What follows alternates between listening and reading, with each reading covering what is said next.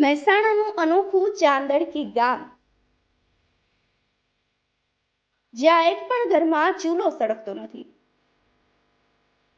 મહેસાણા જિલ્લામાં એક એવું અનોખું ગામ છે કે જ્યાં આધુનિક યુગમાં પણ સંયુક્ત પરિવારની ભાવના જીવંત છે. બેચરાજી તાલુકાનું ચાંદડકી ગામ એક અનોખી પહેલ માટે ઓળખાય છે. અહીં કોઈ પણ ઘરમાં ચૂલો સળગતો નથી, કારણ કે આખું ગામ એક જ સામૂહિક રસોડામાં ભોજન કરે છે. આ પહેલ માત્ર ભોજન સુધી જ સીમિત નથી, પરંતુ સમાજમાં એકતા, સેવા અને સંસ્કારનું જીવંત ઉદાહરણ છે. ચાલો જોઈએ આ ખાસ રિપોર્ટમાં. આધુનિક યુગમાં જ્યાં સંયુક્ત પરિવાર તૂટતા જઈ રહ્યા છે, ત્યારે મહેસાણા જિલ્લાના ચાંદડકી ગામ ખાતે એક અનોખી મિસાલ ઊભી કરી છે. 1200થી વધુ વસ્તી ધરાવતા આ ગામમાં મોટા ભાગે વૃદ્ધ નાગરિકો વસવાટ કરે છે. યુવાનો વિદેશ અથવા તો શહેરોમાં સ્થાયી થઈ ગયા છે. તેવા સમયે લગભગ 15 વર્ષ પહેલા પૂર્વ સરપંચ રતિભાઈ પટેલને સામૂહિક ભોજનાલયનો વિચાર આવ્યો,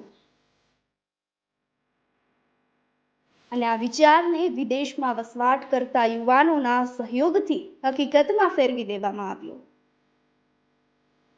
આજે ગામમાં એક પણ ઘરમાં ચૂલો સળગતો નથી. બધા લોકો ગામના રામજી મંદિરે આરતી બાદ અને પ્રાથમિક શાળામાં ચાલતા ભોજનનો લાભ લે છે.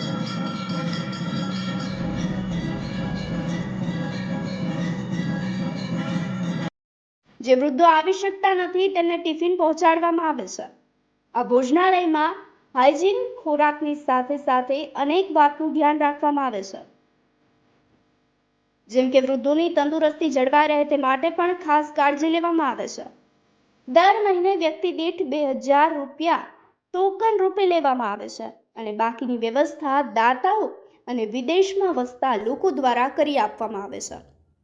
ખાસ વાત એ છે કે ગામમાં વૃદ્ધાશ્રમનો વિરોધ કરવામાં આવે છે, અને વૃદ્ધો પોતાના જ ગામમાં સુખ અને શાંતિથી રહે છે.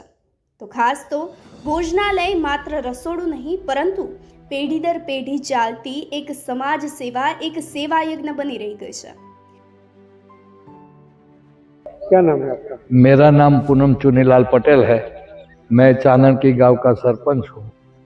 हमारे गांव में एक बढ़िया सा रसोई घर चल रहा है, कम्युनिटी किचन, जो पूरे गांव के लिए चलता है।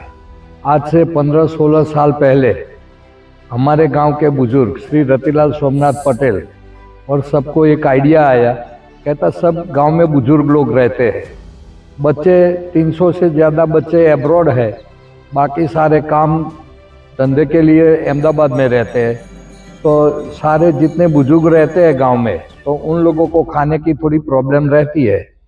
घर घर सबको पकाना पड़ता है, ग्रोसरी और वेजिटेबल्स मंगवाने पड़ते हैं, दूध छाछ मंगवाना पड़ता है।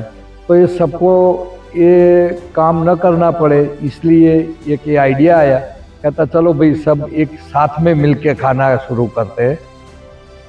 जैसे आइडिया आया उसके साथ साथ कुछ सवाल भी उठे, कहता क्या करेंगे, कैसे करेंगे, कैसी सिस्टम लगाएंगे, कहाँ पे करेंगे। और वो बुजुर्गों ने ही इसका सारा जो प्रॉब्लम थी वो सॉल्व कर दी, और 2 दिन में ये काम शुरू हो गया।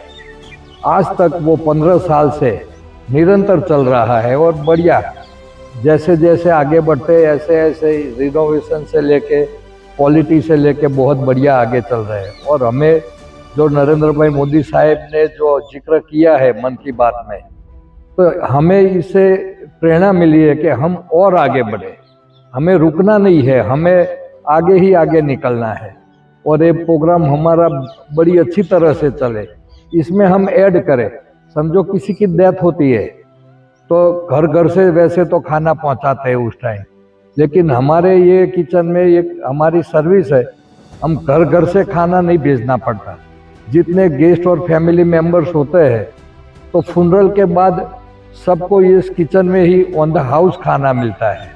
किसी को पैसे चुकाने की या घर घर से खाना आए वो खाने की ज़रूरत नहीं पड़ती है, हम इधर से ही सर्विस देते हैं। और जैसे किसी के गेस्ट आने वाले हैं तो वो भी गेस्ट का है या बच्चे हैं, फैमिली मेम्बर्स है, दोस्त है, सबका खाना इधर ही बनता है। किसी को अपने घर बनाने की कोई ज़रूरत नहीं रहती है। और समझो दिवाली आ रही है या कोई फेस्टिवल आ रहा है तो फेस्टिवल में ज़्यादा लोग रहते हैं और दिवाली में 500 से 600 लोग गांव में आते हैं। तो उस दरमियान भी किसी को घर पे खाना नहीं पकाना है, सबका खाना यही किचन में बनता है। बस सिर्फ फर्क इतना होता है कि जो अहमदाबाद में रह रहे हैं बच्चे, जो 35 साल के आसपास के हैं, वो सारा चार्ज एक हफ्ते के लिए ले लेते हैं और वही सारा मैनेज करते हैं। और बढ़िया सा ये आपको एग्जाम्पल दुनिया में कहीं नहीं मिलेगा कि 365 दिन पूरे गांव में सब लोग एक ही जगह बैठ के खाना खाए, चाहे 500 लोग हो, 600 लोग हो, और या गांव में जो जितने लोग रहते हैं सबका खाना यही बनता है। खाने में क्या पता चला? खाने में हम जो बुजुर्गों के लिए उसकी तबीयत को कोई नुकसान न पहुंचे, इसलिए हम हाइजेनिक खाना ही पकाते हैं कि किसी तबीयत को प्रॉब्लम न रहे, और पूछ के बनाते हैं जो जरूर। ये फैमिली किचन की तरह काम करता है, क्योंकि जो फैमिली में जो पकता है वही हम इधर पकाते हैं। किसको को क्या खाना है वो पूछ लेते हैं, अगर किसी को कुछ अलग चीज खानी है तो हम वो पका लेते हैं। મારું નામ પૂરીબેન કેટલી ઉંમર? 90। શું કે છો તમે?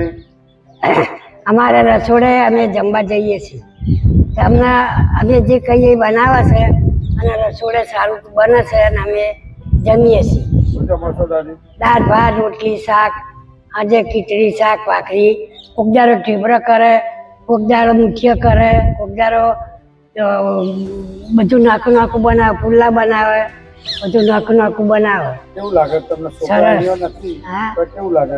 સરસ લાગે, હે? સરસ અમને જમવાનું મળે છે અને અમે જમીએ છીએ।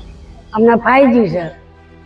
ઢોકળા બનાવે, મુઠિયા બનાવે, પુલ્લા બનાવે, અમુક તેમ એ બનાવે, કોક દાડ ખીચડી શાક ભાખરી બનાવે, બધું મસ્ત બનાવે અને અમે રસોડે જમીએ છીએ। આ બધા રસોડે જમીએ છીએ। ભજન ગાઉં, રાતે ભજનમાં જો છો? રાતે ભજનમાં જઈએ, કેવા ભજન ગાઓ? કનૈયાના બધા કહીએ। ગોળા રેકોર્ડ કરીએ। બેસાલી ગાવા આપણી ગાવા।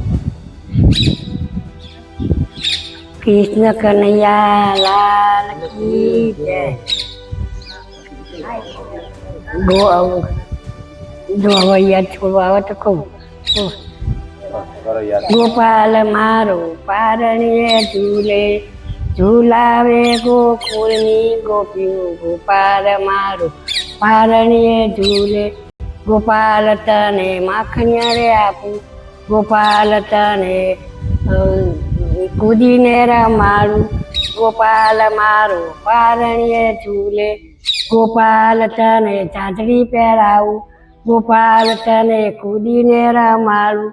ગોપાલ મારો પારણીએ ઝૂલે। તમારા છોકરા જોડે નહીં રહેતો? છોકરા જોડે કહેજો તમે। અમને આજ નહીં ફાવતું? શું ભાઈ? અમદાવાદ કેમ નહીં ફાવતું? અમદાવાદે રહું પણ મને ઓય રહું છું ત્યાં રહોડું આમ 10 વર્ષ ખાધું પણ હવે નહીં હદતું ભાઈ। ત્યાં છે જે ખાવું એ કરીને ખાઉં છું ભાઈએ। પહેલા તો ના પાડી બાજ્યો કે નહીં આવી, પછી રહેવું હતું તો હે જ ભાઈ મને ખાવા દે, મને શરીરને સીધે એવું વરસ થયો ને નહીં ભાવતું। જે થાય ભાખરી રોટલી દાળ ભાત કરું, શાક કરું, એવું કરીને ખાવું અને દૂધ બધું છે 500 આલી જાય। શું નામ છે મારી? પોતું પોતું બંધાયું છે। નામ પૂછજો। નામ શું બા તમારું? હે તમારું નામ શું? રહી બેન। કેટલી ઉંમર? ઉંમર કેટલી થઈ? ઉંમર તો હવે 90 ઉપર હેડી 95 થઈ છે। હવે ચો સુધી જીવું છે, રાતનો દાડો ઊંઘ નહીં આવતી। આ પગ બધો ફાટી જાય છે, કટ્ટર થાય આ પગે। मेरा नाम महेंद्र भाई प्रजापति है।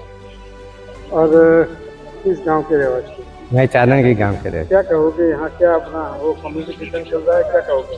और बुजुर्गों के लिए वो अच्छा है। ऐसे मेरी मदर भी ऐसे 86 ईयर की है, उसको भी तकलीफ होती है। हम इधर उसके लिए वो कम्युनिटी का लाभ लेते हैं। क्या कहोगे कैसे चलता है और क्या है? वो संयुक्त सब परिवार के संयुक्त में चलता है और ऐसे ही वो डोनेशन सभी के पास जब भी देते हैं और ऐसे ही चल रहा है। कितने लोग इसमें भोजन लेते हैं? 20 से 25 किलो और संडे को ज़्यादा होता है। और दूसरा क्या आप गांव के लिए क्या कहोगे?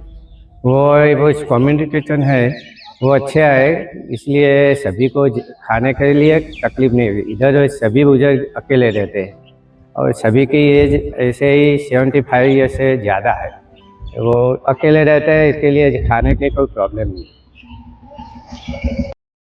ત્યારે પૂનમભાઈ પટેલ જે ગામના સરપંચ છે તેઓ કહી રહ્યા છે કે હું અમેરિકાથી ગામમાં આવ્યો ત્યારે આ વ્યવસ્થા જોઈ અને અભિભૂત બની ગયો. અમે તેને વધુ સારા બનાવવા માટે રિનોવેશન કર્યું અને વૃદ્ધોને સારી અને સ્વચ્છ ભોજન મળી રહે તે માટે અમારી પ્રાથમિકતા છે. અમે વૃદ્ધાશ્રમની વિચારધારાનો વિરોધ કરીએ છીએ. આ વિચાર લગભગ 15 વર્ષ પહેલા આવ્યો હતો. શરૂઆતમાં સાધનો દાતાઓ પાસેથી ભેગા કર્યા અને યુવાનોના સહયોગથી આ કાર્ય આજે પણ ચાલુ રાખવામાં આવ્યું છે. આવી વ્યવસ્થા બહુ ઓછા ગામમાં જોવા મળે છે. આ ગામ એકતા અને સેવા માટે ઉદાહરણરૂપ સાબિત થઈ રહ્યું છે. ત્યારે આ માત્ર ભોજન નહીં પરંતુ ગામની સંસ્કૃતિ અને એકતા છે. અમે આ પરંપરાને આગળ વધારીશું. જ્યારે દુનિયા વૃદ્ધાશ્રમ તરફ આગળ વધી રહી છે ત્યારે આ ગામ પોતાના વડીલોને પરિવાર સમાન સન્માન આપી રહ્યું છે.